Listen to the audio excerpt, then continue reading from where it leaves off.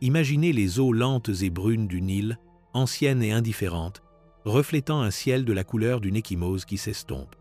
Vous faites partie du cortège impérial, un visage dans la foule sur une flotte de barges opulentes qui remontent vers le sud, plus profondément dans le cœur mystique de l'Égypte. L'air est lourd de l'odeur des fleurs de lotus et du bourdonnement des insectes. Au centre de ce palais flottant se trouve l'empereur Hadrien, un homme dont les humeurs peuvent remodeler le monde, et à ses côtés, le jeune Antinoü, une vision d'une beauté saisissante et tranquille. Soudain, un cri s'élève, un hurlement frénétique, puis un autre, tranchant la langueur humide. Il y a de l'agitation sur le vaisseau de l'empereur, une bousculade vers les balustrades dorées. Un plongeon, un moment de silence terrifiant, puis le chaos éclate. Serviteurs et gardes plongent dans l'eau trouble, leurs mouvements désespérés. L'empereur lui-même est une statue d'incrédulité, son visage, d'habitude un masque d'autorité stoïque, s'effritant pour devenir une toile de pure terreur. Quand il sort enfin le corps de l'étreinte du fleuve, il est flasque, l'eau s'écoulant des boucles sombres de ses cheveux qui encadrent un visage d'une perfection impossible, maintenant étrangement immobile. C'est Antinoüs. L'empereur pousse un son qui n'est pas humain, un sanglot guttural d'une agonie si profonde qu'il semble ébranler les fondations mêmes de l'Empire romain. Vous n'assistez pas seulement à la mort d'un garçon, mais à la naissance catastrophique d'un dieu, un événement qui naîtra du chagrin d'un seul homme, un chagrin si immense et si puissant qu'il déformera la réalité elle-même, gravant une nouvelle étoile dans les cieux par la seule force d'un cœur brisé. Et maintenant, nous vous demandons de mettre la vidéo en pause et de vous abonner à notre chaîne. Pour que nous puissions continuer à créer des vidéos similaires, nous devons atteindre 1000 abonnés le plus rapidement possible. Merci. Revenons maintenant sur les rives du Nil, où l'amour d'un empereur vient de se noyer, et où une obsession qui défiera la mort elle-même commence à prendre sa première inspiration frissonnante. Le silence qui s'abat sur la flotte impériale est plus lourd que n'importe quel son. Les courtisans, les gardes, les médecins, les exécuteurs complices du système se tiennent figés, les yeux détournés du spectacle de l'effondrement de leur maître. Ils sont habitués à son tempérament versatile, à son agitation intellectuelle, mais ceci est quelque chose de nouveau, de primitif et de terrifiant. Hadrien, le maître du monde, l'architecte des frontières et l'arbitre des lois, est à genoux, berçant la forme humide et sans vie de son bien-aimé. Il n'est plus un empereur. Il est simplement un homme vidé par une perte si absolue qu'elle lui a volé l'air de ses poumons. Les rouages de la machine impériale s'enrayent sur la rive boueuse, paralysés par cette démonstration de douleur intensément privée, mais dévastatricement publique. En cet instant, l'avenir se fracture. L'itinéraire soigneusement planifié, les objectifs politiques de ce voyage en Égypte, tout cela s'évapore, remplacé par un but unique et dévorant qui prend forme dans le creuset de l'esprit d'Hadrien, le refus de laisser partir. Il n'acceptera pas cette fin. Il mobilisera toute la puissance terrifiante de sa fonction, la richesse d'un continent, l'ingéniosité de ses architectes, l'autorité de son droit divin pour mener une guerre contre la mort elle-même. Le garçon dans ses bras ne sera pas oublié. On se souviendra de lui non pas comme d'un concubin noyé, mais comme d'une divinité. Le monde recevra l'ordre de l'adorer. Cet événement unique et cataclysmique, cette mort dans le Nil en l'an 130 de notre ère, déclenchera une chaîne d'événements si étranges, si sans précédent, que l'histoire elle-même peine à le comprendre. C'est une histoire d'amour, d'obsession et de l'ingéniosité pervertie du pouvoir absolu face au seul ennemi qu'il ne pourra jamais vraiment vaincre. Pour comprendre le chagrin féroce et bouleversant de l'empereur Hadrien, il faut d'abord comprendre l'homme lui-même, une figure de contradiction profonde et souvent conflictuelle. Né Publius Allius Hadrianus en l'an 66 de notre ère, il n'était pas un homme élevé pour le trône au cœur de Rome, mais un provincial espagnol, un fait qui a coloré toute son existence. C'était une âme agitée, un éternel étranger, qui, même après avoir accédé au sommet du pouvoir en 117 de notre ère, semblait plus à l'aise sur les frontières balayées par le vent de la Bretagne ou dans les agoras ensoleillées d'Athènes que dans les couloirs étouffants et pleins d'intrigues du Palatin. Il était le tyran dysfonctionnel par excellence, bien que sa tyrannie ne fût pas celle de l'effusion de sang gratuite d'un Caligula ou d'un Néron, mais une tyrannie de domination intellectuelle et psychologique. Son défaut n'était pas le sadisme, mais une profonde mélancolie, une tristitia, qui s'accrochait à lui comme un linceul. C'était un homme d'une intelligence suprême, un poète, un architecte, un roi philosophe dans le moule platonicien pourtant. Cette intelligence même semblait l'isoler, le rendre intensément conscient de l'impermanence de toute chose, de la beauté, de la vie et du pouvoir. Cette angoisse existentielle alimentait une énergie frénétique et incessante. Il était l'empereur voyageur, parcourant chaque recoin de son vaste domaine, non seulement à des fins administratives, mais comme s'il cherchait quelque chose qu'il ne pourrait jamais tout à fait trouver. Il cherchait à imposer l'ordre à un monde chaotique, construisant son célèbre mur dans le nord pour délimiter le bord même de la civilisation, mais il ne pouvait construire un mur autour de son propre cœur agité. Sa relation avec l'élite romaine était empreinte de suspicion. Il exécuta 4 sénateurs éminents au début de son règne, une tâche qui ne s'effaça jamais, et il préférait la compagnie des érudits et des artistes grecs à celle des aristocrates romains. C'était un militaire qui méprisait la guerre, un souverain qui consolida l'empire plutôt que de l'étendre, un acte de génie pragmatique que ses pairs plus ambitieux considéraient comme une faiblesse. Son mariage avec Vibia Sabina était un arrangement politique froid et sans amour, une source de friction constante et de ressentiment mutuel. Elle était un symbole vivant de la tradition romaine qu'il trouvait si étouffante, un reproche constant et silencieux à ses passions hellénistiques. Tel était l'homme qui allait trouver Antinous, un empereur au pouvoir sans bornes, mais profondément seul, un génie hanté par un sentiment de futilité, un monarque dont les besoins personnels et psychologiques étaient si profonds que lorsqu'il trouva enfin un objet pour son affection obsessionnelle, il s'y accrocherait avec un désespoir qui mènerait finalement à la déification et au désastre. Son âme était un paysage de ruines magnifiques et de grands projets inachevés, un terreau parfait pour un amour qui deviendrait une légende. La relation qui allait finalement convulser l'Empire romain ne peut être examinée à travers une lentille moderne sans d'abord comprendre l'architecture sociale complexe et souvent contradictoire de son époque. Dans le monde d'Adrien, le concept d'une relation homosexuelle entre un homme plus âgé et puissant et un jeune adolescent n'était pas le tabou qu'il deviendrait dans les siècles ultérieurs. C'était en fait une institution culturelle profondément ancrée, héritée et adaptée des Grecs. C'était la tradition de la pédérastie, un système construit autour d'un partenaire dominant et plus âgé, l'éraste, qui prenait un bien-aimé plus jeune, l'éromène. Dans sa forme grecque idéalisée, il s'agissait d'une relation éducative, de mentorat. L'éraste guidait le garçon en matière de philosophie, de politique et de guerre, tandis que la beauté juvénile du garçon, sa charie, était considérée comme une source d'inspiration divine. Cependant, les Romains, toujours pragmatiques, dépouillèrent la relation d'une grande partie de son vernis philosophique. Pour eux, c'était souvent une expression plus directe du pouvoir et du statut. Le facteur critique n'était pas le genre des participants, mais leur statut social. Un citoyen romain né libre pouvait avoir des relations sexuelles avec toute personne d'un statut inférieur, un esclave, une prostituée, un étranger, un affranchi quel que soit leur genre, sans aucune stigmatisation sociale. Le péché impardonnable était d'être le partenaire passif, d'être pénétré si vous étiez un homme de haut rang, car cela était considéré comme un acte féminin et soumis qui compromettait votre dignita, votre autorité. Dans cette hiérarchie rigide, Antinous, un garçon grec né libre mais un provincial sans famille notable, tombait dans une catégorie permissible.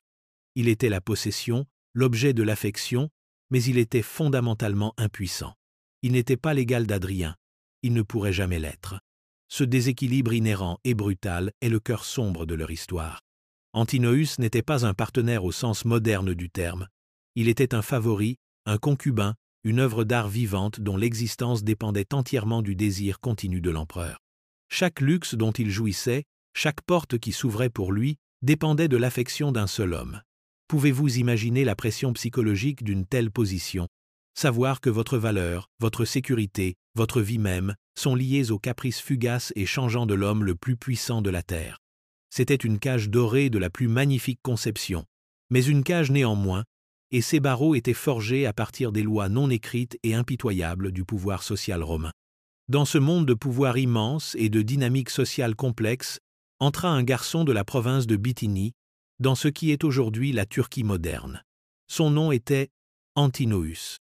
L'histoire est frustrante de silence sur sa jeunesse, nous laissant une toile sur laquelle nous ne pouvons peindre qu'avec les plus fins pinceaux de la spéculation. Il est né vers l'an 111 de notre ère dans la ville de Claudiopolis, une région imprégnée de culture hellénistique et connue pour la beauté saisissante de ses habitants. Il n'était pas un esclave, mais un citoyen né libre, un détail d'une importance capitale. Cela signifiait qu'il possédait un certain degré d'autonomie, aussi minime soit-il, et que son lien avec Adrien ne pouvait être simplement considéré comme l'assujettissement d'une propriété. Nous pouvons l'imaginer comme un jeune homme menant une vie provinciale et banale, peut être conscient du monde extérieur, mais sans aucune attente d'y jouer un rôle un jour. Puis, en l'an 123 ou 124, le monde vint à lui. L'empereur Adrien, lors d'une de ses tournées incessantes des provinces orientales, passa par la Bithynie. C'est ici que les orbites de l'empereur de 50 ans, là du monde, et du jeune garçon de 12 ou 13 ans se sont heurtées. Les circonstances exactes de leur rencontre nous sont perdues. Fut-il présenté à l'empereur par sa famille, ambitieuse de la gloire réfléchie et de l'immense mécénat qu'une telle connexion apporterait?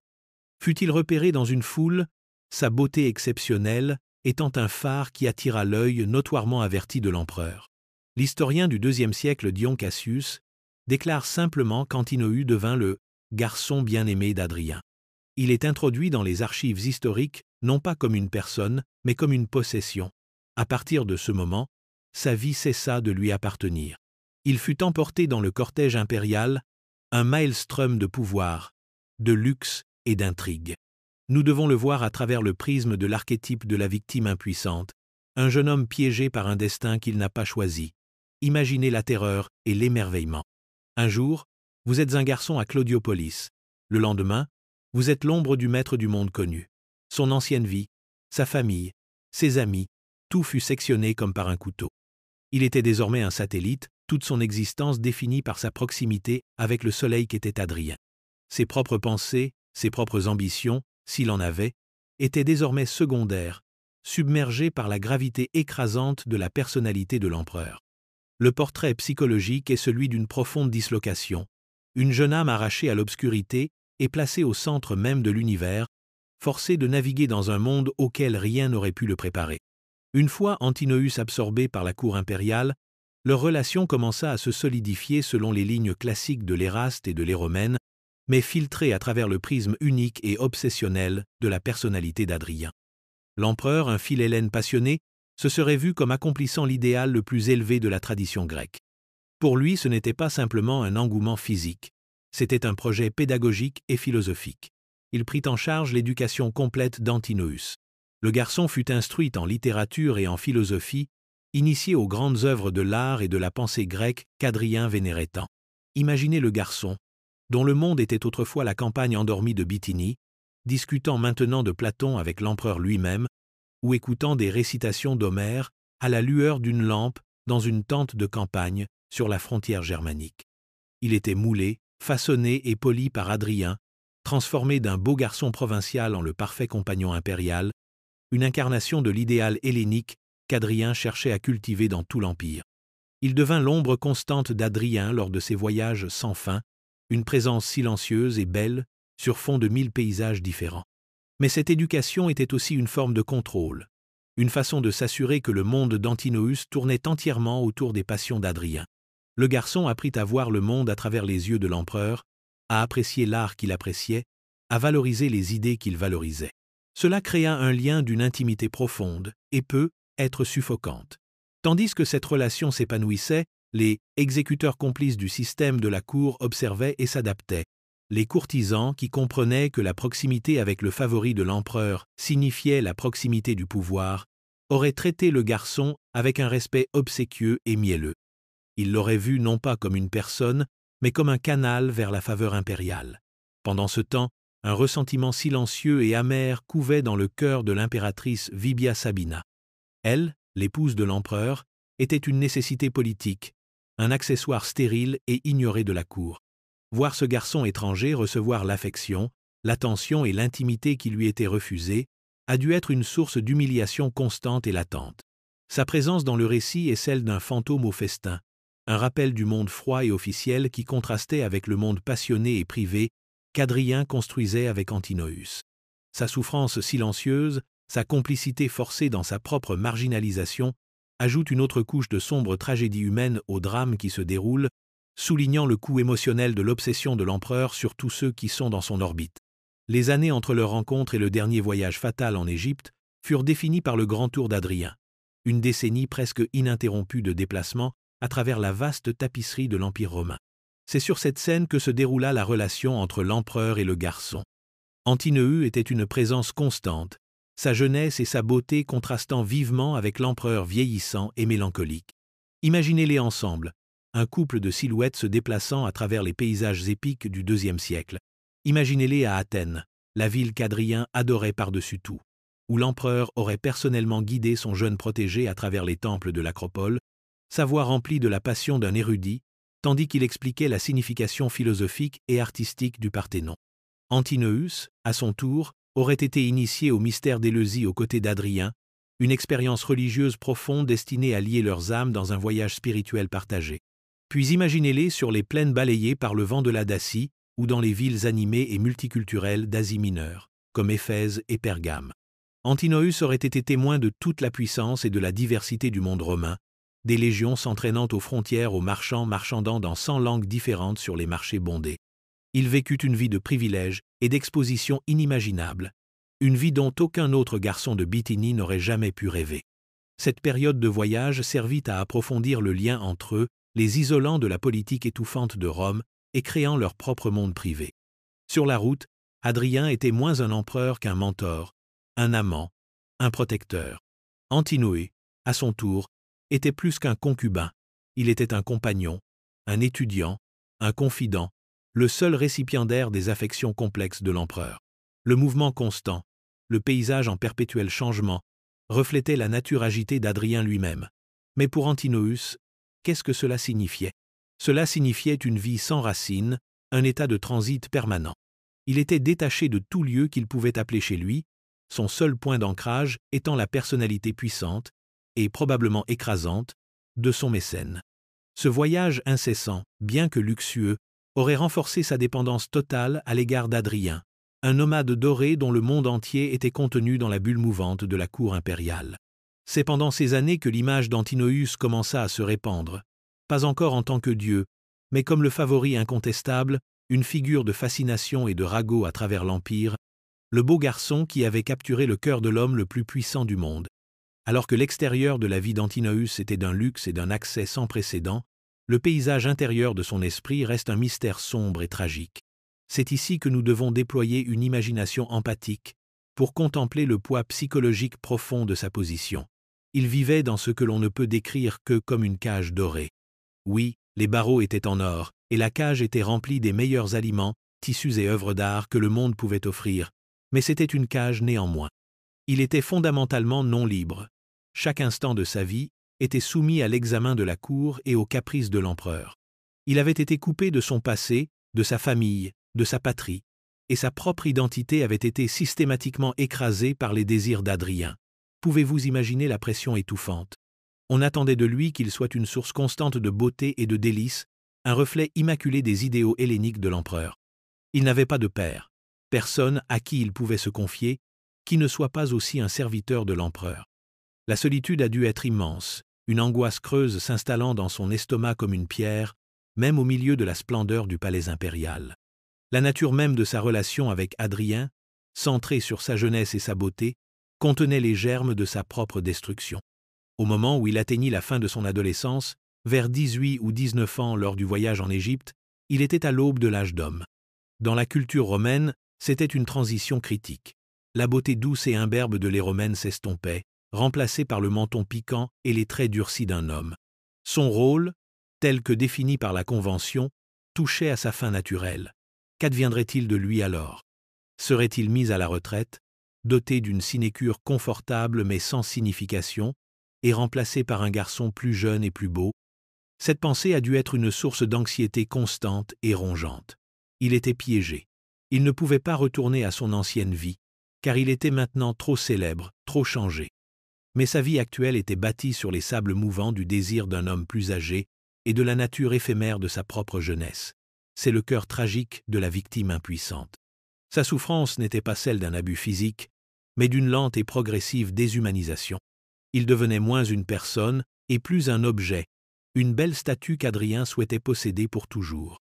La pression interne pour maintenir son rôle, associée à la prise de conscience naissante de sa propre obsolescence programmée, a probablement créé une crise psychologique, un désespoir silencieux qui trouverait son expression ultime et tragique dans les eaux sombres du Nil.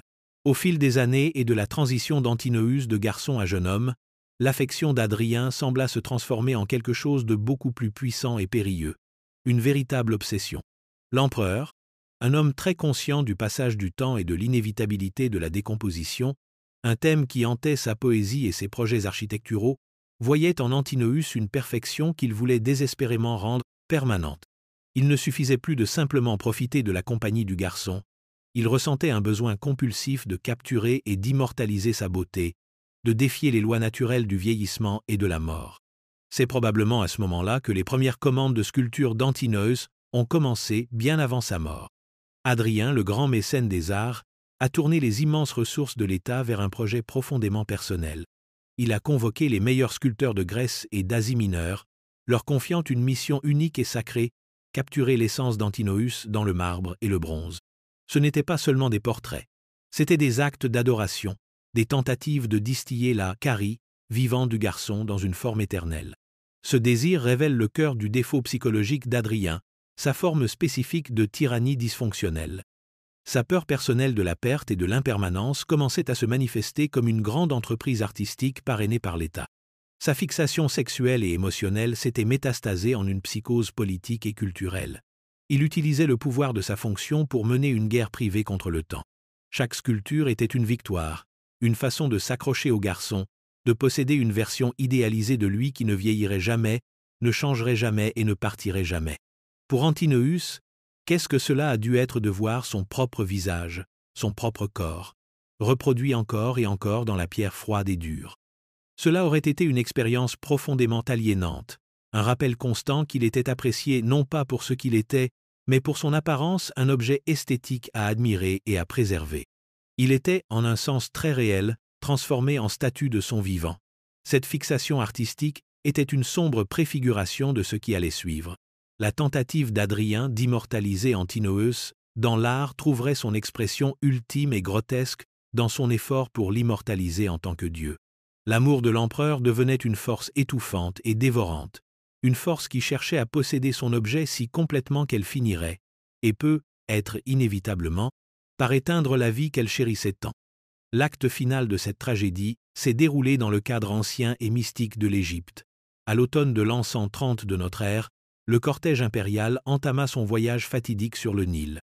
Pour Adrien, c'était le point culminant d'une fascination de toute une vie. L'Égypte n'était pas seulement une autre province. C'était une terre d'une immense antiquité, une civilisation qui était déjà ancienne quand Rome n'était qu'un amas de huttes de boue. C'était la terre des pharaons, des hiéroglyphes impénétrables et des dieux qui promettaient la vie après la mort. Plus que tout, c'était la terre qui avait enchanté Alexandre le Grand, le héros ultime d'Adrien, qui avait lui-même été déclaré fils du dieu Amon-Ré à l'oasis de Siwa. Adrien, éternel imitateur d'Alexandre, cherchait probablement une expérience spirituelle similaire, une connexion au mystère divin qui imprégnait le paysage égyptien. L'air même semblait lourd de magie et de présages. Le voyage lui-même était imprégné de rituels et de symbolisme. Le groupe visita les grands complexes de temples de Karnak et de Luxor, s'émerveillant devant les statues colossales et les couloirs sans fin de pierres sculptées. Ils auraient consulté des oracles et des prêtres, se plongeant dans la cosmologie égyptienne complexe de la vie, de la mort et de la renaissance. Pour un homme comme Adrien, hanté par la mélancolie et obsédé par la permanence, la fixation égyptienne sur l'au-delà, sur la préservation méticuleuse du corps par la momification et sur la nature cyclique de l'existence incarnée par le dieu Osiris, a dû être enivrante. Mais cette atmosphère de magie ancienne et de rencontres divines portait aussi une connotation plus sombre, plus sinistre. La magie égyptienne était réputée puissante et dangereuse, impliquant des rituels et des sacrifices qui brouillaient la frontière entre la dévotion et les arts sombres. Le Nil lui-même, source de toute vie en Égypte, était aussi une divinité puissante et imprévisible, capable de donner l'abondance ou d'arracher la vie sans avertissement. Le voyage en amont du fleuve devint un voyage dans un paysage de mythes et de superstitions, un monde où le voile entre les vivants et les morts semblait dangereusement mince. La scène était parfaitement préparée pour une catastrophe. La combinaison de l'état d'esprit obsessionnel d'Adrien, du potentiel tumulte psychologique d'Antinoüs et de l'atmosphère pesante et surnaturelle de l'Égypte créa un cocktail volatile d'émotions et de croyances, une tempête parfaite qui était sur le point d'éclater de la manière la plus tragique imaginable. La brume matinale s'accrochant à la vallée comme un linceul semblait préfigurer le chagrin à venir. La mort d'Antinoüs, le 30 octobre 130 de notre ère, est le fait central et immuable de l'histoire, mais les circonstances qui l'entourent sont enveloppées d'un épais brouillard de mystères, de contradictions et de spéculations. Le récit officiel, s'il en a jamais existé un, nous est perdu. Tout ce que nous avons, ce sont les rapports fragmentés et souvent partiaux des historiens ultérieurs, qui offrent un menu alléchant de possibilités, toutes plus troublantes les unes que les autres. L'explication la plus simple est qu'il s'agissait d'un accident tragique. Le cortège impérial était engagé dans une chasse au lion, ou peut-être naviguait-il simplement, et le jeune homme est tombé dans le fleuve et s'est noyé. Cette théorie, cependant, met à rude épreuve la crédulité. Antinoüs a grandi en Bithynie, une région de lacs et de rivières. Il est fort probable que, comme la plupart des jeunes hommes de son temps, il savait nager. De plus, le Nil à cette saison n'est pas un torrent déchaîné, c'est un fleuve lent et paresseux. Qu'un jeune homme en bonne santé se noie accidentellement sous les yeux de tout un cortège impérial semble profondément improbable. Cela nous amène à la deuxième théorie, beaucoup plus convaincante sur le plan psychologique, le suicide. Ce récit brosse le portrait d'Antinoüs comme un jeune homme au comble du désespoir. À l'approche de son 20e anniversaire, il faisait face à la fin redoutée de son rôle de favori impérial. Était-il si terrifié par cette rétrogradation sociale imminente, par le fait d'être mis de côté pour un garçon plus jeune, qu'il a choisi de mettre fin à ses jours au sommet de sa faveur, préservant ainsi sa mémoire dans l'esprit de l'empereur pour toujours? Ou son désespoir était-il plus profond, produit d'années d'étouffement psychologique et de la perte de sa propre identité? Peut-être ne pouvait-il plus supporter le poids de la cage dorée et a-t-il vu les eaux boueuses du Nil comme sa seule échappatoire? Cette version des faits le transforme d'une victime passive en une figure d'agentivité tragique, un jeune homme qui prend le contrôle de son propre destin de la seule manière possible. Elle correspond à la beauté mélancolique capturée dans ses statuts et fournit un mobile puissant, bien que déchirant. Elle explique le chagrin exceptionnellement féroce d'Adrien, une tristesse sans doute mêlée à un univers de culpabilité. Avait-il poussé le garçon à cela? Son amour était-il la chose même qui l'avait tué? Cette possibilité aurait été une forme de torture psychologique pour l'empereur, une blessure qui ne pourrait jamais guérir et ne pourrait être sublimée que par les actes de commémoration les plus extrêmes. La troisième théorie, et la plus sensationnaliste, entourant la mort d'Antinoüs, est aussi la plus conspirationniste et la plus glaçante, qu'il ait été victime d'un sacrifice rituel. Cette possibilité, suggérée par des sources anciennes comme Dion Cassius, ouvre un monde de magie noire et de dévotion terrifiante. Le récit a deux branches principales. Dans la première, Antinoüs s'est volontairement sacrifié pour le bien de son amant. Selon cette version, Adrienne, profondément intéressée par l'astrologie et la divination, aurait été informée par un oracle ou un devin que sa vie était en danger ou qu'elle pouvait être prolongée magiquement, mais seulement par le sacrifice volontaire de la personne qu'il aimait le plus. Antinoüs, dans un acte ultime de dévotion, apprenant cette prophétie, aurait choisi de donner sa propre vie pour sauver l'empereur. Il l'aurait vu comme un moyen de cimenter sa place dans le cœur d'Adrien pour toujours, de transcender son rôle de favori temporaire et de devenir un esprit éternel et protecteur. Il serait entré dans le Nil non pas en désespoir, mais avec un sentiment de dessein solennel et aimant, transformant sa mort en le plus grand cadeau possible. Ce récit le présente comme un martyr de l'amour, une figure d'une dévotion presque sainte. La seconde branche de cette théorie, encore plus sombre, suggère que le sacrifice n'était pas entièrement volontaire. Peut-être Antinoüs a-t-il été persuadé, contraint, ou même drogué par des prêtres ou des membres du cercle intime d'Adrien, qui voyaient le sacrifice comme une nécessité politique pour protéger l'empereur. Il est même possible, bien que la plupart des historiens le jugent improbable, étant donné son chagrin ultérieur, qu'Adrien lui-même ait été complice, son obsession de sa propre mortalité et sa croyance en la magie noire l'emportant sur son amour pour le garçon. Cette théorie, bien que sordide, n'est pas entièrement invraisemblable dans le contexte de l'époque et du lieu. L'Égypte était le cœur de traditions magiques complexes, et l'idée de sacrifice par substitution n'était pas inconnue. L'acte de noyade, en particulier, avait une signification religieuse puissante en Égypte, car ceux qui se noyaient dans le Nil étaient censés être déifiés et associés au dieu Osiris.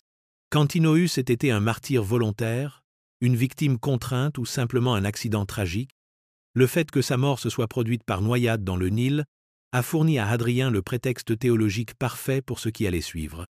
L'ambiguïté de sa fin a permis à l'empereur de choisir le récit le plus puissant, transformant une mort sordide en une apothéose sacrée et osirienne, et un garçon mort en un dieu vivant. Les suites immédiates de la mort d'Antinoü furent une explosion de chagrin si volcanique, si totalement débridée, qu'elle scandalisa le monde romain.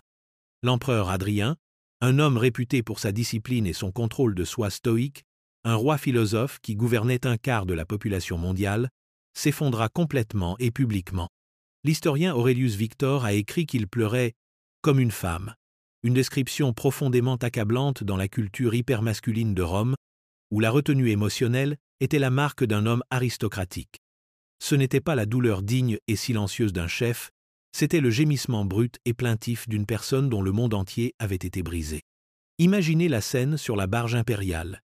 Les courtisans, formés par une vie de manœuvres politiques et de suppression émotionnelle, se tenaient figés, assistant à un spectacle qui menaçait l'image même de l'autorité impériale. L'empereur, leur maître, l'incarnation vivante de la stabilité de l'État, était réduit à une épave frissonnante et sanglotante, s'accrochant au cadavre d'un garçon de province. Son chagrin était un spectacle, et il était terrifiant. C'était un aperçu de l'abîme, une révélation de la profonde dépendance psychologique qui sous-tendait sa persona impériale. L'homme qui avait construit des murs pour tenir les barbares à distance n'avait aucune défense contre cet assaut intérieur de chagrin. Son intellectualisme, sa philosophie, tout cela n'apportait aucun réconfort. L'angoisse creuse qui l'avait toujours hanté avait maintenant trouvé son expression ultime, un trou noir de perte qui menaçait de l'engloutir entièrement. Cette démonstration extravagante d'émotion était, en soi, un acte politique. C'était une déclaration publique de l'immense importance du garçon, un prélude aux honneurs sans précédent qui allait suivre. Mais à la base, c'était pathologique. Le chagrin d'Hadrien n'était pas le processus sain du deuil. C'était un déni de la réalité, un refus furieux et rageur d'accepter la finalité de la mort. Ce refus allait devenir sa seule obsession pour les 8 années restantes de sa vie. Chaque décision, chaque projet, chaque once de sa formidable énergie serait canalisée vers cet unique et impossible objectif, défaire ce que le Nil avait fait, inverser le verdict de la mortalité. Sa douleur était si vaste que l'Empire lui-même devint la toile sur laquelle il allait la peindre, utilisant les outils de la religion, de l'architecture et de l'art pour construire un monument à son propre cœur brisé, un monument dont la figure centrale serait le fantôme déifié de son amour perdu. Le chagrin d'Hadrien, trop immense pour être contenu dans un seul cœur humain, commença immédiatement à remodeler le monde physique et spirituel qui l'entourait. Il ne s'estompa pas avec le temps, il se métastasa, se transformant d'une douleur personnelle en un grand projet impérial. Le premier et le plus audacieux acte de cette campagne de déification fut la fondation d'une ville. À l'endroit même de la rive et du Nil où le corps d'Antinoüs avait été retiré de l'eau, Hadrien ordonna qu'une nouvelle ville s'élève de la poussière. Elle devait être nommée Antinoepolis, la cité d'Antinoüs. Ce fut un acte d'une rapidité à couper le souffle et d'une dépense stupéfiante. Toute la machine de l'État romain fut mobilisée. Architectes, ingénieurs et légions d'ouvriers furent dépêchés sur cette portion désolée de la rive du fleuve. Une ville gréco-romaine avec un plan en damier, des rues à colonnades, des temples, des gymnases et un arc de triomphe fut créée par la seule force de la volonté de l'empereur. C'était une ville construite, non pour le commerce ou la stratégie, but comme un mémorial, une pierre tombale de la taille d'une métropole. Imaginez l'énergie frénétique de sa construction, une tentative désespérée de bâtir quelque chose de permanent pour contrer l'impermanence terrifiante de la mort. Les pierres furent posées comme pour contenir physiquement le chagrin de l'empereur, pour lui donner forme et substance. Antinoepolis devait être un phare de la culture grecque au cœur de l'Égypte, une incarnation vivante des idéaux helléniques qu'Hadrien avait tenté d'inculquer au garçon lui-même. Elle se vit accorder un statut juridique spécial, ses citoyens jouissant de privilèges rares, le tout conçu pour attirer des colons et assurer la prospérité de la ville. Mais sa fonction première était religieuse. Elle devait être le centre du nouveau culte, la ville sainte d'où émanerait l'adoration du nouveau dieu, Antinoüs. Un grand temple, l'Antinoéion, en était la pièce maîtresse, abritant une statue cultuelle du garçon et desservie par un clergé dévoué. La ville elle-même était une manifestation physique de l'état psychologique d'Hadrien, une tentative frénétique, obsessionnel et mégalomane de créer de l'ordre à partir du chaos de sa perte, de construire une demeure parfaite et éternelle pour un fantôme. C'était un monument non seulement à un garçon, mais à un amour si puissant et si pathologique qu'il pouvait faire surgir des villes du sable dans une guerre désespérée et finalement futile contre l'oubli. Comment un mortel, un garçon de Bithynie de surcroît, devient-il un dieu? Dans l'Empire romain du IIe siècle, le processus exigeait la volonté singulière d'un empereur. La déification d'Antinous fut une démonstration magistrale d'ingénierie religieuse, un exercice brillant et cynique de syncrétisme, orchestré par Hadrien et exécuté par les exécuteurs complices du système qui faisait de la volonté impériale une réalité. Le processus commença par la proclamation officielle. Hadrien déclara qu'une nouvelle étoile, vue dans le ciel après la mort du garçon, était l'âme d'Antinous montant aux cieux. Cela fournit la justification céleste, un signe divin que tous pouvaient voir. Vint ensuite le cadre théologique. Antinous ne pouvait pas simplement être un nouveau dieu autonome. Il devait être intégré dans le tissu existant des croyances pour être accepté. Ici, le lieu et la manière de sa mort furent un cadeau, parce qu'il s'était noyé dans le Nil. Il fut immédiatement identifié au grand dieu égyptien Osiris, qui était lui-même un dieu mort et ressuscité, représentant le cycle éternel de la vie et du renouveau. Ce syncrétisme était brillant. Pour les Égyptiens, Antinous devint Osiris Antinous, une forme nouvelle et accessible d'une divinité familière.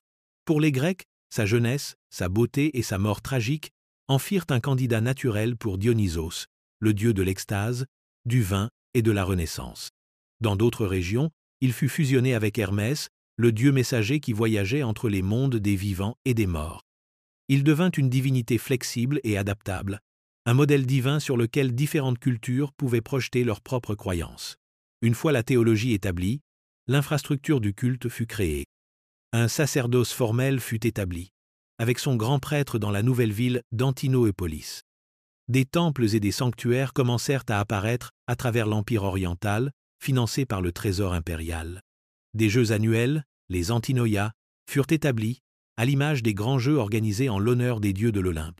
Enfin, l'outil le plus puissant de la propagande impériale fut déployé, la frappe de monnaie. Des pièces portant le portrait idéalisé et divin d'Antinous furent frappées dans des villes d'Alexandrie à Smyrne, propageant son image aux quatre coins du monde romain. Chaque fois qu'un marchand faisait un achat, chaque fois qu'un soldat recevait sa solde, il tenait un morceau du chagrin de l'empereur, une petite icône métallique du nouveau dieu. Par cette campagne systématique et descendante, l'obsession personnelle d'Hadrien fut transformée en une religion publique, une réalité sanctionnée par l'État que les peuples de l'Empire étaient désormais tenus, et dans de nombreux cas, contraints d'accepter. L'héritage le plus durable du culte d'Antinous, et le principal véhicule de sa transmission, fut son iconographie visuelle.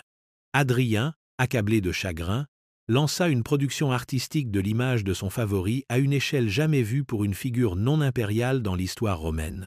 Les sculpteurs de l'Empire furent mis au travail pour créer une marque visuelle standardisée, mais chargée d'émotion, pour le nouveau dieu. Le résultat fut un portrait d'une beauté envoûtante et immédiatement reconnaissable, qui résonnerait à travers l'histoire de l'art occidental. Les sculptures d'Antinous ne sont pas les portraits d'une jeunesse heureuse et insouciante. Elles sont imprégnées d'une mélancolie profonde et captivante, une tristesse divine qui semble refléter à la fois la tragédie de sa mort et le chagrin de son créateur.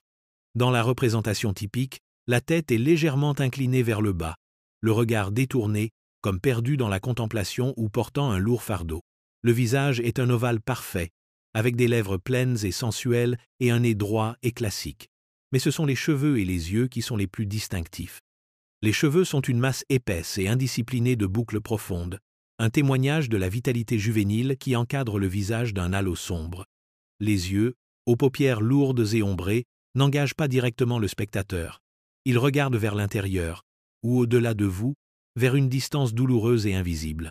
C'est un regard de résignation sereine, presque tragique. C'était le « look Antinous », et il fut reproduit dans des centaines, peu, être des milliers, de statues, bustes et reliefs. Certains le représentaient comme un jeune homme simple et beau. D'autres le montraient sous l'apparence des dieux avec lesquels il était syncrétisé, avec une couronne de lierre et une peau de panthère en tant que Dionysos, ou avec la coiffe, Némès, et le sceptre et le fléau en tant qu'Osiris. Des exemples célèbres, comme le colossal Antinous Mondragone, le dépeignent avec une impassibilité divine et distante, sa beauté si parfaite qu'elle en devient inhumaine. L'Antinoüs Farnèse, en revanche, est plus doux, plus vulnérable, capturant la délicate tristesse qui le rendait si fascinant. Ces statues furent érigées sur les places publiques, dans les temples, dans les villas privées des riches. Elles étaient les idoles de la nouvelle religion, la présence physique du Dieu pour que ses adorateurs puissent prier. Pour Hadrien, elles étaient plus que cela. Elles étaient un moyen de garder le garçon près de lui, de s'entourer d'une armée de fantômes silencieux et beaux. Il remplit sa vaste villa de Tivoli de ses effigies de pierre, créant un paradis personnel peuplé de l'image idéalisée et éternelle de son unique, grand et tragique amour. Le nouveau culte d'Antinoüs, propulsé par décret impérial et par la bourse sans fond d'Hadrien, se répandit avec une rapidité remarquable, en particulier dans les provinces orientales de langue grecque de l'Empire. Ici, le terreau culturel était beaucoup plus fertile pour une apothéose aussi étrange et soudaine. Le monde hellénistique avait une longue tradition de culte de héros et était habitué à l'idée que des mortels, en particulier de beaux jeunes gens ou des dirigeants puissants comme Alexandre, accèdent à un statut divin ou semi-divin. Dans des villes comme Athènes, Alexandrie et à travers l'Asie mineure, le culte d'Antinoüs fut adopté avec un véritable enthousiasme. Il était considéré comme une divinité compatissante et accessible, un « Dieu à l'écoute », qui, ayant été lui-même humain, pouvait comprendre et sympathiser avec la souffrance des mortels. Des oracles furent établis en son nom, les plus célèbres dans sa ville natale de Claudiopolis et à Antinoepolis, où des prêtres interprétaient les rêves et offraient des prophéties aux pèlerins en quête de conseils divins. Le culte offrait une promesse de salut et une vie après la mort heureuse, puisant dans les angoisses spirituelles croissantes de l'époque. Les temples devinrent des centres communautaires, et les jeux annuels, les antinoïas, étaient des événements civiques majeurs, comprenant des compétitions sportives, des concours artistiques et des processions religieuses. En Égypte, son identification avec Osiris en fit une figure puissante dans les rites funéraires, un guide pour les âmes des morts. Cependant, la réception dans l'Ouest latinophone, et en particulier à Rome même, fut beaucoup plus discrète. L'aristocratie romaine traditionnelle et conservatrice considérait toute l'affaire avec un mélange de stupéfaction et de mépris. Le chagrin ouvert et extravagant de l'empereur et la déification de son jouet étranger étaient perçus comme une démonstration grotesque d'émotivité non romaine et un symptôme de l'influence décadente de l'Orient. Bien qu'ils n'osassent pas défier ouvertement l'empereur, il y avait des moqueries discrètes dans les couloirs du Sénat et dans les villas de l'élite. Ils pouvaient être contraints d'ériger une statue ou de rendre un hommage de pure forme au nouveau dieu, mais pour beaucoup, c'était une source de profond embarras, un témoignage de la descente de leur empereur dans une sorte de folie. Cela créa une division géographique marquée dans la popularité du culte, un reflet de la fissure culturelle qui traversait le cœur de l'Empire. À l'Est, Antinoüs était un sauveur bien-aimé et compatissant. À l'Ouest, il était le symbole de l'obsession pathologique d'un empereur, un fantôme qui hantait la dignité même de l'État romain. La déification d'un garçon amant ne fut pas un événement qui se produisit dans le vide. Elle provoqua des ondes de choc à travers la structure sociale rigide de la cour impériale, forçant tout le monde à s'adapter à une nouvelle réalité surréaliste. Au centre de ce drame silencieux se trouvait l'impératrice, Vibia Sabina. Son mariage avec Hadrien avait toujours été une nécessité politique froide et sans enfant, et elle avait longtemps été forcée d'endurer sa préférence pour la culture grecque et, plus précisément, pour les favoris masculins. Mais l'apothéose d'Antinoüs fut une humiliation d'un tout autre ordre de grandeur. Imaginez sa position. Elle était l'impératrice de Rome, la femme la plus puissante du monde, et pourtant elle était forcée de participer au culte public du concubin mort de son mari. Elle aurait dû assister à des cérémonies dans ses temples, être témoin des sacrifices faits en son nom, voir son visage sur les pièces de monnaie et ses statues remplir les palais même où elle habitait. Chaque image du beau garçon déifié était un monument à sa propre insignifiance, une déclaration publique de l'amour et de la dévotion que son mari ne lui avait jamais montré. Sa complicité n'était pas un choix, c'était un ordre. Résister aurait été un suicide politique, sinon littéral. Son histoire est celle d'une des victimes silencieuses et invisibles de l'obsession d'Hadrien, un conte de ressentiment profond et impuissant. Au-delà de l'impératrice, la classe sénatoriale et l'élite romaine, les exécuteurs complices du système, furent contraintes à une danse délicate de déférence publique et de mépris privé. Ils comprenaient que leur carrière, leur richesse et leur sécurité dépendaient de leur capacité à flatter le chagrin sacré de l'empereur. Il finançait la construction d'un sanctuaire local à Antinoüs ou commandait un buste pour leur maison, tout en considérant cela comme le prix à payer pour traiter avec un souverain brillant mais profondément excentrique et maintenant potentiellement instable. La montée du culte d'Antinoüs aurait également un impact profond sur un autre groupe religieux en plein essor, les premiers chrétiens. Pour eux, l'histoire était un cadeau de munitions polémiques. Ils désignaient le culte comme l'exemple ultime de la dépravation païenne, un empereur adorant son catamite, une religion née de la luxure et de l'idolâtrie. Dans leurs écrits, Antinoüs devint un symbole de tout ce qui était corrompu et immoral dans le monde romain, un parfait faire-valoir pour la pureté et la droiture de leur propre foi. Ainsi, le fantôme d'Antinoüs hanta l'empire de multiples façons, comme un dieu pour ses disciples, une source d'humiliation amère pour son impératrice, un embarras politique pour l'élite, et une idole démoniaque pour ses détracteurs chrétiens. Les dernières années de la vie d'Adrien, de 130 de notre ère jusqu'à sa mort en 138, se sont entièrement déroulées dans l'ombre d'Antinoüs. L'empereur, autrefois un homme d'une curiosité et d'une énergie sans bornes, sembla se rétrécir, son monde se contractant jusqu'à n'être rempli de guerre, plus que de son chagrin et du culte qu'il avait construit pour le contenir. Il retourna en Italie et passa la plupart de son temps restant dans sa vaste et magnifique villa de Tivoli, un complexe tentaculaire de palais, de jardins et de temples qui était un microcosme de l'empire qu'il avait tant parcouru. Mais maintenant, elle devint moins une célébration du monde qu'un mausolée pour un seul souvenir. Il remplit les lieux d'un nombre étonnant de statues d'Antinoüs, recréant le garçon sous toutes les formes imaginables, en pharaon égyptien, en dieu grec, en chasseur héroïque.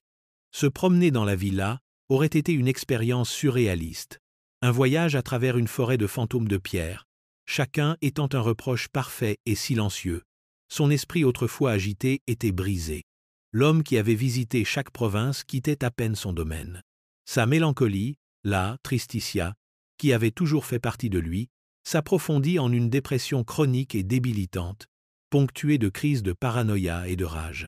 Sa santé commença à décliner, et il souffrit d'une longue et douloureuse maladie, probablement une hydropisie, qui le laissa enflé et en agonie constante. Dans sa souffrance, il devint cruel. Il avait toujours été méfiant envers le Sénat, mais maintenant sa paranoïa se mua en tyrannie. Il ordonna les exécutions ou les suicides forcés de plusieurs personnalités éminentes, y compris son propre beau-frère, pour des raisons qui semblaient n'être nées que d'une fantaisie paranoïaque. Il devint un homme cherchant désespérément sa propre mort, suppliant à un moment donné un serviteur de le tuer, mais même cette libération lui fut refusée. C'était comme s'il était puni, forcé de continuer à vivre, dans un monde qui avait été rendu gris et dénué de sens par l'absence de la seule personne qui lui avait donné de la couleur. Il avait fait de son amant un dieu, commandé au monde de l'adorer, et s'était entouré de son image, mais rien de tout cela ne pouvait combler le vide. Il avait tout le pouvoir du monde, le pouvoir de créer des villes et de déifier des mortels, mais tout cela était inutile. Il ne pouvait pas ramener le garçon. À la fin, l'architecte de la paix romaine mourut en homme misérable et isolé, prisonnier d'un palais de sa propre conception, hanté par le beau fantôme aux yeux tristes qu'il avait lui-même transformé en Dieu. Après la mort d'Adrien en 138 de notre ère, le culte d'Antinoüs fit face à un avenir incertain. Sans son mécène impérial, son principal moteur et financier, allait-il simplement s'effondrer? La réponse est complexe. Le nouvel empereur, Antonin le Pieux, n'avait aucun lien personnel avec le culte et ne le promut certainement pas avec une ferveur approchant celle d'Adrien. Le soutien officiel de l'État diminua. La frappe de monnaie à l'effigie d'Antinoüs cessa. La construction frénétique de nouveaux temples s'arrêta net. En Occident, particulièrement à Rome, le culte s'éteignit rapidement, considéré comme la folie embarrassante d'un empereur défunt. Cependant, en Orient grec et en Égypte, où il avait pris des racines plus profondes, le culte d'Antinoüs se montra remarquablement résistant. Il était devenu une véritable religion populaire pour beaucoup, répondant à un besoin spirituel qui survécut à son créateur. Pendant au moins un siècle encore, les pèlerins continuèrent à visiter l'oracle d'Antinoépolis, et les Jeux Antinoéia furent célébrés avec fierté civique. Les prêtres d'Antinoüs poursuivirent leur rite, et ses fidèles continuèrent à le voir comme un dieu compatissant et intercesseur. Mais avec le temps, le culte fit face à un nouveau défi insurmontable, la montée du christianisme. À mesure que la foi chrétienne gagnait en pouvoir et en influence, elle chercha activement à éradiquer ses rivaux païens. Les temples dédiés à Antinous, comme ceux de Jupiter et d'Apollon, furent soit détruits, soit convertis en églises. Ces statues furent renversées, brisées ou enterrées. Les écrivains et polémistes chrétiens attaquèrent sans relâche sa mémoire, cimentant son image de symbole du péché homosexuel et de l'idolâtrie païenne. Au IVe et Ve siècle, le culte était effectivement éteint, chassé dans la clandestinité et finalement dans l'oubli. Le dieu était mort. Et pourtant, il atteignit une autre forme d'immortalité. Le nombre même de ses statues, la qualité indéniable de leur art, assurèrent qu'ils ne seraient pas oubliés. Beaucoup furent préservés, redécouvertes des siècles plus tard pendant la Renaissance, où leur beauté mélancolique captiva une nouvelle génération d'artistes et de penseurs. L'image d'Antinous, dépouillée de son contexte religieux, devint une icône laïque, un archétype durable de la beauté masculine tragique et juvénile. Il survécut non pas comme un dieu, mais comme une muse, ses yeux de pierre triste continuant de hanter l'imaginaire occidental bien après que ses temples furent tombés en poussière. Dans le grand récit de l'Empire romain, l'histoire d'Antinous est une note de bas de page étrange et profondément personnelle, mais qui résonne d'une tragédie singulièrement humaine. C'est une histoire sur l'intersection terrifiante du pouvoir absolu et de l'obsession privée. Hadrien n'était pas un monstre à la manière de ses prédécesseurs les plus infâmes, mais son règne démontre une autre forme de tyrannie, le pouvoir du paysage psychologique interne d'un seul homme de déformer le monde qui l'entoure. Son amour pour Antinous, qu'il s'agisse de pure dévotion ou de possession égoïste, était si puissant qu'il a débordé des limites de son propre cœur pour inonder l'Empire. Son chagrin n'était pas une affaire privée, il est devenu un décret public, un ordre d'adorer sa douleur. Ce récit sert de rappel glaçant que les caprices, les amours, les pertes de ceux qui sont au pouvoir ne sont jamais seulement les leurs. Ils ont des conséquences qui peuvent se propager, créant de nouveaux dieux, construisant de nouvelles villes et exigeant que des millions de personnes participent au drame personnel de leur souverain. Et qu'en est-il d'Antinous lui-même? Il reste une énigme, un beau visage sans voix. Était-il un participant volontaire à son propre mythe, un amant dévoué qui a fait le sacrifice ultime? Était-il une victime tragique, un jeune homme qui cherchait à s'échapper d'une cage dorée, ou était-il simplement un garçon au mauvais endroit au mauvais moment? Nous ne le saurons jamais. Il est piégé pour toujours dans l'ambre, défini non pas par sa propre vie, mais par sa mort et le chagrin spectaculaire qu'elle a inspiré. Il est un témoignage du coût humain, d'être aimé par un dieu sur terre. En fin de compte, l'histoire d'Antinous est une réflexion sombre et philosophique sur la nature de l'amour, de la perte et de la mémoire.